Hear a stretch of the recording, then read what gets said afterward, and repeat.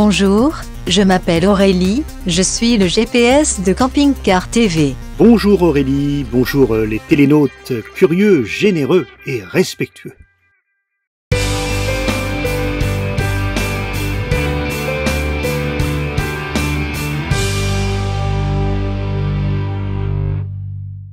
Nous avons quitté la Sarthe et filé vers le sud. Nous arriverons bientôt à Azay-le-Rideau.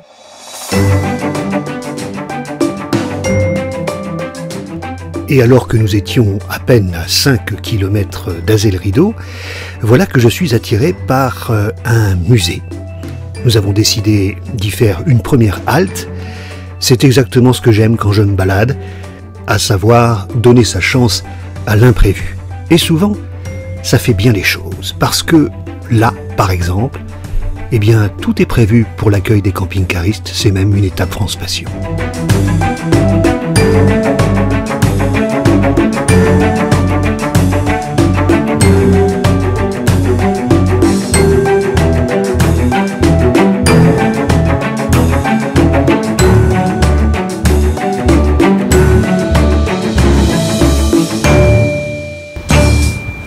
Bonjour Carolina. Bonjour Géoptimiste. Alors on est ici au musée Maurice Dufresne. Effectivement, nous avons la chance de se retrouver ici au bord de l'Indre à Azay-le-Rideau dans un ancien moulin qui était une papeterie où il y a 1 kilomètre de visite à l'intérieur du moulin. Alors s'il fallait présenter Maurice Dufresne, c'était un amoureux des machines, tout ce qui a un moteur. Effectivement, ce musée c'est une œuvre passionnée d'un homme qui a pendant 60 ans de sa vie, il a su restaurer et récupérer plein des objets industriels, mécaniques, etc. Alors qu'est-ce qu'on trouve ici? Alors vous pouvez retrouver des belles pièces de collection telles que des voitures, des vélos, des machines agricoles également, des bateaux, de la guillotine de la Révolution française également, ainsi que plein des affiches anciennes. Combien de machines on trouve ici? À peu près on compte 3000 machines. 3000 machines? Effectivement, c'est pour ceci que la visite dure à peu près 2 heures.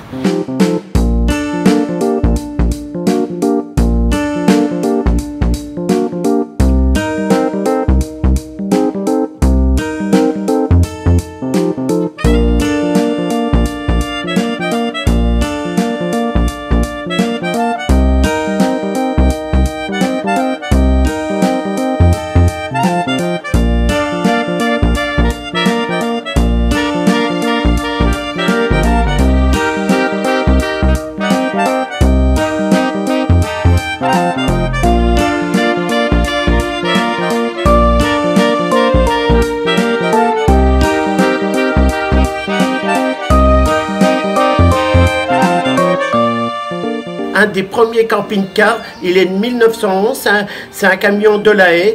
Donc ce camion-là, c'était pour le dentiste, l'arracheur de dents, comme on disait autrefois.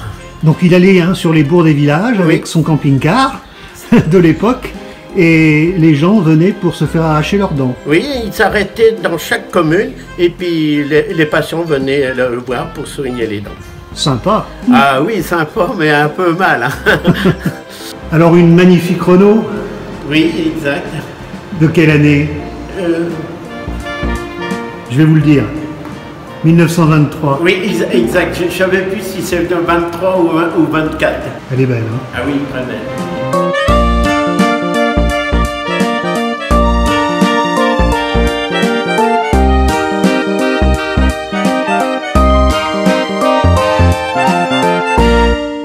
Et il y a même des surprises incroyables comme cette voiture électrique pourtant très ancienne.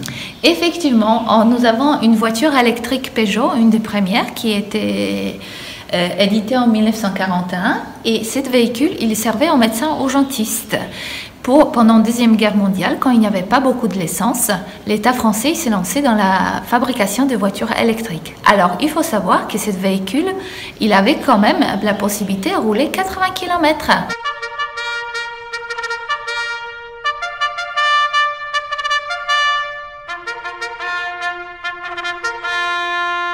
Le lance-patate. Oui, exact. Un des tanks du jour le plus long. Ah oui, oui, oui, dans le film. Hein. On le voit, on l'aperçoit de loin qui montait la côte tranquillement. c'est le camion chocolat poulain, l'usine de Blois. L'usine a été créée en 1848. De l'usine jusqu'à la gare de Blois, il emmenait le chocolat poulain. Tout va bien, Alain? Oui, oui, tout va bien.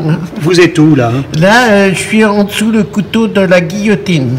Bon, comment vous voyez les choses? Oh, pas grand-chose, pas bien. On est mal au point, là. Ah, essayez de me libérer, quand même.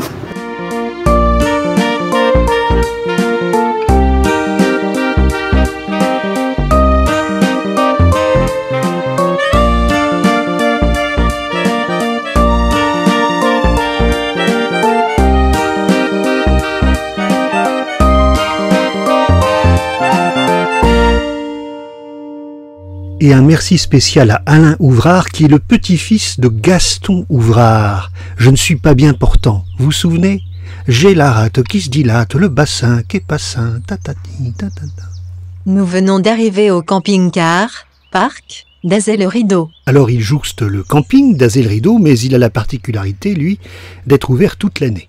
Le principe de camping-car parc est le suivant. Une carte rechargeable et un accès payant, 24 heures sur 24, à plus de 60 aires, en France. En général, électricité à la place et accès Wi-Fi. Donc, si vous avez la carte, vous pouvez accéder à l'aire de vidange, à l'eau, et vous bénéficiez au minimum, et pour 5 €, de 5 heures de stationnement. C'est à 15 € pour 24 heures selon les destinations. Alors, quand on est dans un lieu très touristique comme Azay-le-Rideau, c'est une solution intéressante, mais dans d'autres cas, ça pose problème, et il y a même une polémique. Beaucoup reprochent à Camping Car Park de changer le modèle qui était gratuit en un modèle payant dans des lieux où c'est pas justifié. Alors j'ai essayé d'en parler avec eux, j'ai pas réussi à les obtenir, mais je lance une consultation et donc je vous invite à aller sur www.campingcar.tv et puis à répondre à un questionnaire et dire ce que vous en pensez. Alors je voulais vous faire visiter le château d'Azay-le-Rideau, malheureusement il est en chantier, alors il est ouvert au public, on peut le visiter, mais enfin c'est dommage avec des échafaudages, donc on ira faire des images un autre jour, et puis même le centre d'Azay-le-Rideau, il faisait pluvieux, bref, j'ai changé mon fusil d'épaule. Direction Vilaine-les-Rochers à 10 km, à peine.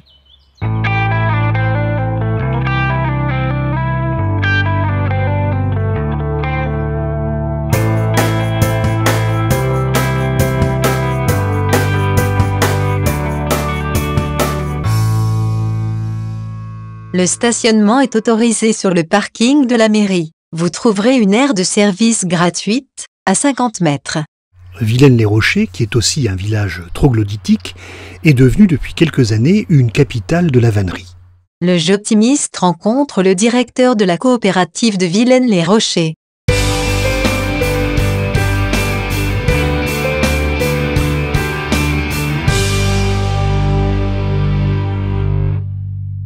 Bonjour Daniel Martin. Bonjour le Joptimiste. Je suis ravi d'être chez vous, ici à la coopérative des vanneries de Vilaine-les-Rochers. Voilà. Et ça fait combien de temps que vous êtes directeur? Alors moi ça fait 13 ans que je suis directeur. Je suis osiriculteur et vannier. Donc j'étais osiriculteur adhérent à la coopérative depuis 1984 jusqu'en 2004. Comme osiriculteur, c'est-à-dire la personne qui cultive l'osier, et vannier qui fabrique les corbeilles et autres.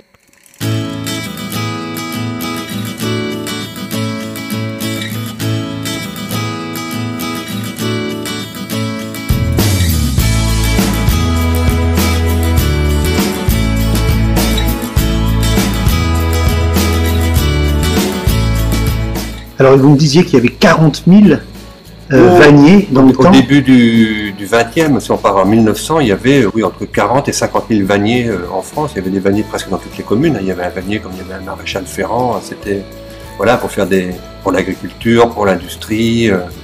L'osier était beaucoup utilisé en emballage et en manutention.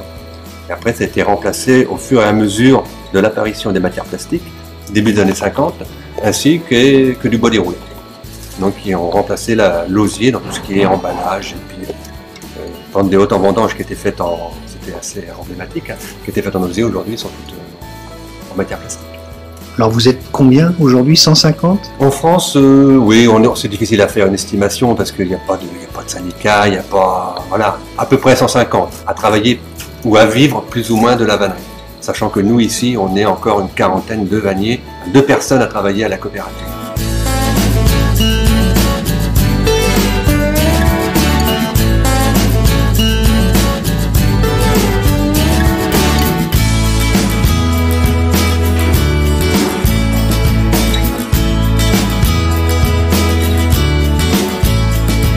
L'osier, en fait, c'est la pousse d'1 an d'un rejet de saule. Enfin, l'osier, c'est du saule. Donc on cultive, nous, dans la vallée de l'Indre, surtout sur la commune de Saché, qui est juste à côté.